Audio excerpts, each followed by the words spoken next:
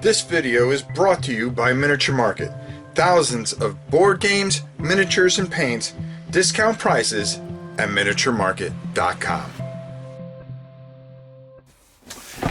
I have been extremely hard on any kind of video game IPs that they try to translate over into a board game. As a matter of fact, I've been so annoyed by it all that I've kind of just turned my head to a lot of these games. Well, kind of. And I got rid of a lot, worms. I mean, if I want to turn on my video game system instead of playing the board game, it really doesn't speak well for the board game. That was until Mass Effect, the board game. And we're not going to go over everything. I'm going to go down to kind of give you a brief overview of everything. But we'll talk more about this on the other side. So I just want to show you some of the things that you're going to get in the box. And I want to move the box out of the way because there's a bunch of things. You're going to get 5 figures here. Okay, these are the people that you're going to be playing. You can paint them up, do whatever you want. The thing I like about it is they give you the theme and the feel of Mass Effect. You don't need to have 9,000 miniatures.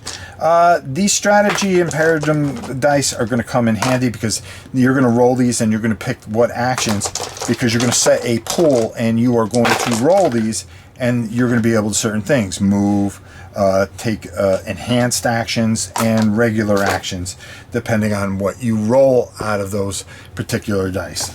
You have your hazard cards, which are going to affect how things are going when you think things are going well. So let's just get this out of the way and talk more about our rule book here. Okay, our rule book, very well done, very clean.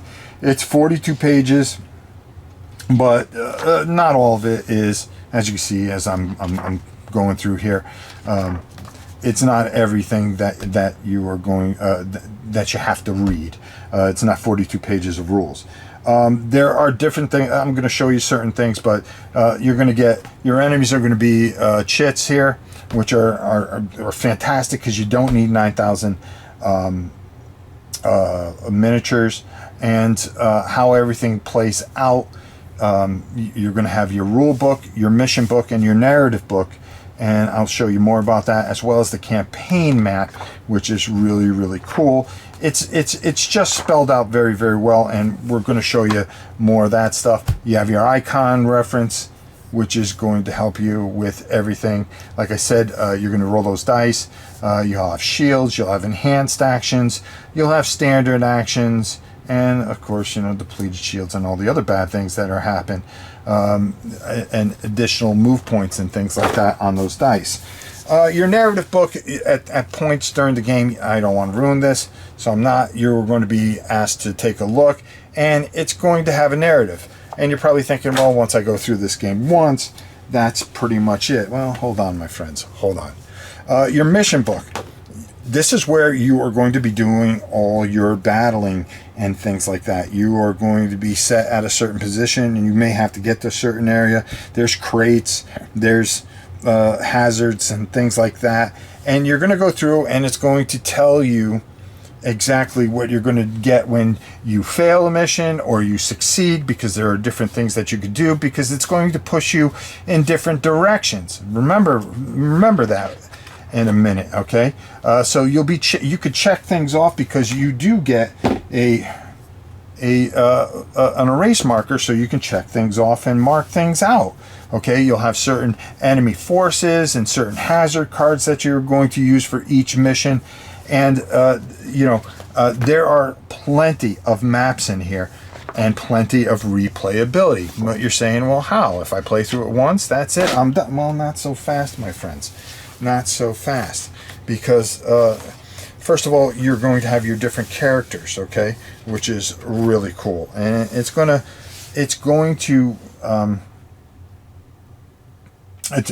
to give you some feel when you are downed, when you are revived. You can lock dice. There'll be certain things that you'll be able to get. Well, maybe I'm a marksman. Boom. Okay. Well, you know, and different things that you keep track of your health and all that other stuff, and your 6 characters. Okay. But the real thing here that really stands out, and again, I'm going to move this aside here, is your campaign map. Because you are going to take, at the end of the campaign, is your war readiness score, okay? And you're always trying to do better, okay? There are loyalty missions that you're going to do besides the 3 missions. So you're going to pick one area that you're going to go. So say you want to do Guns of Cerberus. You're going to start here, okay? And you'll mark that off there, because each one of these missions takes about an hour, okay? So in total, it's about anywhere from 5 to 7 hours just to do one campaign, but you can do it different ways, okay?